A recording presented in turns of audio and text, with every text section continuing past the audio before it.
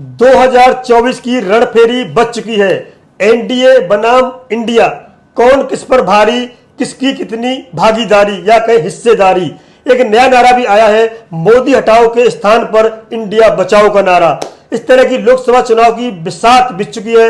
NDA के मुकाबले विपक्ष को इंडिया ने हल्ला बोल दिया है। मैं राजू सिंह सोलंकी, मेरे साथ है साइन खान। बिल्कुल 2024 की बिसात बीत चुकी है और लगता है विपक्षी दल ने पहली ही चाल ऐसी चली है कि विपक्ष जो सत्ताधारी लोग हैं उनके खेमे में एक तरीके से मात पहुंच गई। जी हाँ, नाम ऐसा रखा गया है जिसके बाद खलबली मच गए। नाम एनडीए वर्सेस इंडिया, यानी कि Indian national development inclusive alliance India. अब सवाल ये उठता है कि कैसे एनडीए इंडिया को मात देगी, क्या पूरी तैयारी एनडीए की चल रही है। तमाम बातों पे बात करेंगे, जुड़े रहिए हमारे साथ में।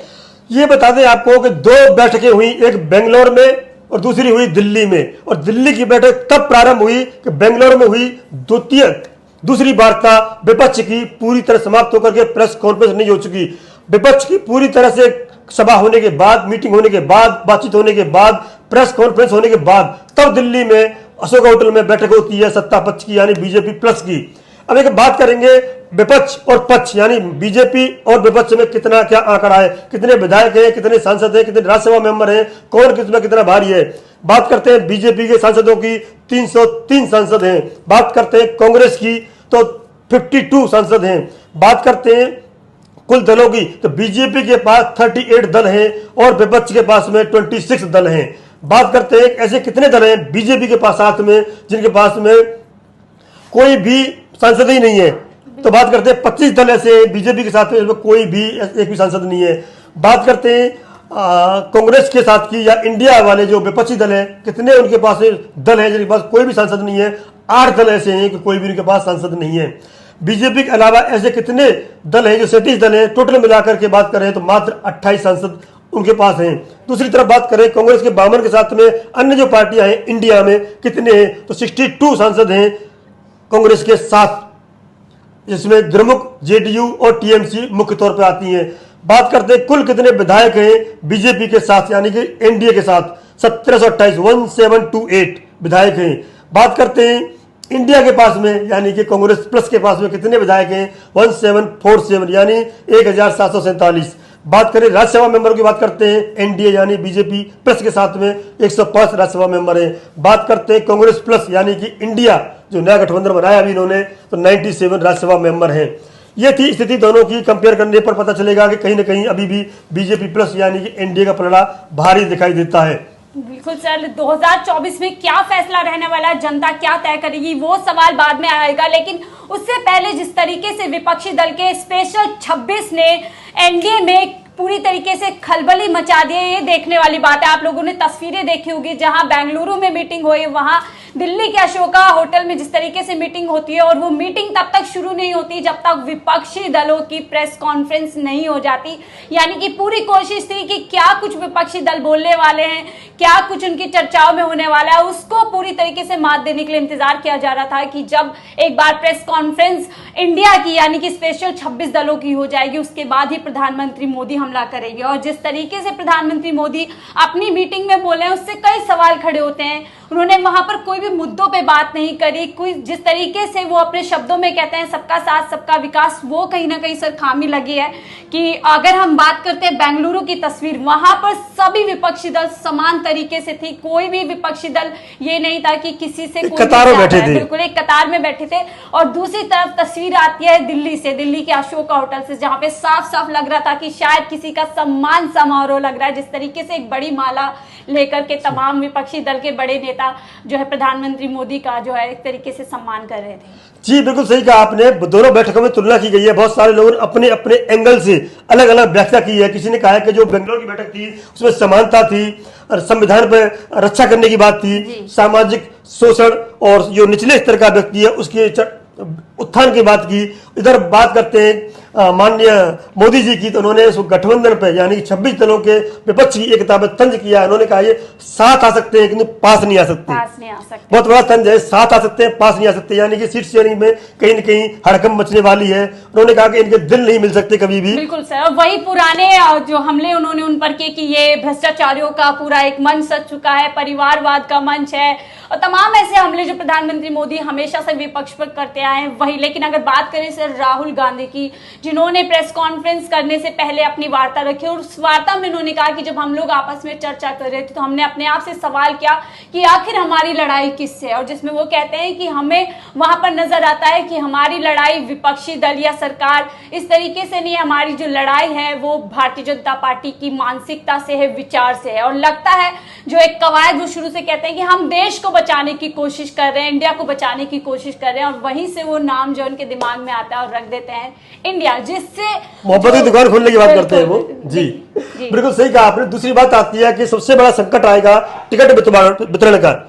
जो विपक्ष की टिकट वितरण है, सीट शेयरिंग है, उसमें सबसे बड़ी समस्या आने वाली है। तो उसके लिए बता दूं आपको 11 सदस्यीय समिति बनेगी जो कि 26 दलों के साथ मिलकर बनाई जाएगी, चुनिंदा लोग रखे जाएंगे। अगली जो तीसरी बैठक होगी मुंबई में होगी और 11 सदस्यीय जो समिति होगी वो तय करेगी, उनमें एक संयोजक भी होगा, वो तय करेंगे किस प्रदेश में किसको कितनी सीट मिल सकती है। फिर भी मोटे तौर पर बात करें तो 370 यानी 370 पर कांग्रेस लड़ने वाली है पूरे भारत में, जो कि बाकी 173 सीटें बाकी दलों को छोड़ेगी, जिसमें 26 पार्टियां करीब करीब रहने वाली हैं।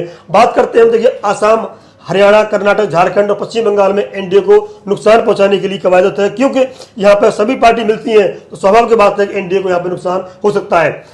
भाजपा विरोधी वोटों का जो बंटवारा नहीं होगा इससे कहीं ना कहीं नुकसान हो सकता है एनडीए को। बात करते हैं 5 राज्यों की कुल 137 सीटों में से 7 सीटों पर कांग्रेस और सहयोगी पार्टियों को जीत मिली थी।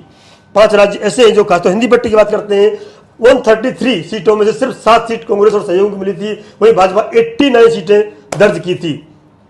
कुछ दल ऐसे हैं जो कहीं नहीं है, जैसे मायावती की बात करें तो भी कहीं नहीं है, बीजू पटनायक की बात करें तो कहीं नहीं है। इस तरह के 5 दल ऐसे हैं जो किसी में एनडीए में इंडिया में हैं, तो वो भी अभी किधर जाएंगे, किस करवट लेंगे, ये भी तस्वीर अभी साफ नहीं है। मायावती ने साफ कर दिया है कि वो किसी भी दल की तरफ नहीं है और खुलकर के एक बार कांग्रेस पे हमला किया, और साथ ही साफ कर दिया है कि वो अकेले चुनाव लड़ेंगे। लेकिन ये स्थिति चुनाव आते आते तक काफी बदल सकती है, क्योंकि राजनीति में जैसे कि हमेशा कहा जाता है कोई किसी का नहीं होता और सब सर जो है अवसरवादी होते हैं, जिसको जहां अवसर मिलेगा वो वहां आईपीएल वाला खेल हो जाता है, फिट कर लेगा अपने आप को। लेकिन इस बीच बड़ा हमला जो है खड़गे करते हैं, जो कांग्रेस के राष्ट्रीय अध्यक्ष है, वो कहते हैं विपक्षी एकता से डरकर पुराने सहयोगियों को मनाने में लग गए भारतीय जनता पार्टी। ये एक बड़ी तस्वीर निकल के आ रही है कि प्रधानमंत्री मोदी अब छोटे छोटे दलों जिनके कोई, आपने देखा होगा पीछे टोक रहा हूं आपको मैं, अभी जो पासवान का बेटा है चिराग पासवान, किसने गले लगाया है उसको अपना कहा, उसने कहा कि मैं हनुमान जी हूं मोदी जी का। कभी शायद 4 साल तक उसकी कुशल क्षेम भी नहीं पूछी इन्होंने, किंतु अचानक उनको गले लगाने की आवश्यकता क्यों पड़ी, ये कहना है खड़गे जी का। बिल्कुल, यानी कि उन्हीं दलों को वापस ला रहे हैं जिनको एक समय पे जो एनडीए है या भारतीय जनता पार्टी, काफी नाराजगी उनके बीच में होती थी। लेकिन अब जो सर कल तस्वीर जो मैं टीवी पे इसका लाइव प्रसारण देख रही थी तो तस्वीरें साफ थी। एक तरफ दिख रही थी बेंगलुरु से एक क्लियर तस्वीर दिख रही थी कि काफी विपक्षी दल अपने मन मुटाव को मिटा करके देश के लिए आ गया, और दूसरी तरफ अगर भारतीय जनता पार्टी से ऐसा लग रहा था काफी, अगर मैं उसमें वहां पर अजीत पवार को भी देख रही थी तो साफ तौर से काफी मजबूरियां और जो है वो बार बार कहते हैं, देखा हुआ आपने, मोदी जी का कहना है कि सारे लोग जो जितने विपक्ष में हैं वो भ्रष्ट हैं और क्या नाम है कुनबा यानी कि वंशवाद की राजनीति करते हैं, हम इस चीज से छुटकारा मिलाएंगे और देश की जो सम्मान है, मान सम्मान है, कहीं ऊपर रह जाएंगे। लेकिन कुछ लोगों ने, आरजेडी के जो लालू यादव है, उन्होंने कहा है कि विपक्षी दलों की एकता बेहद जरूरी है, क्योंकि हमें देश को बचाना है, लोकतंत्र को बचाना है, किसान, मजदूर, नौजवान सभी की रक्षा करनी है, ये लालू यादव ने कहा है। साथ ही बात करें खड़गे जी की, उन्होंने कहा है हर संस्थान के विपक्ष के खिलाफ हथियार की तरह इस्तेमाल किया जा रहा है, यानी ईडी, सीबीआई, इनकम टैक्स के ऊपर हमला करते हैं और वो कहते हैं सामाजिक न्याय की रक्षा करने के लिए ये इंडिया को हमने बनाया है।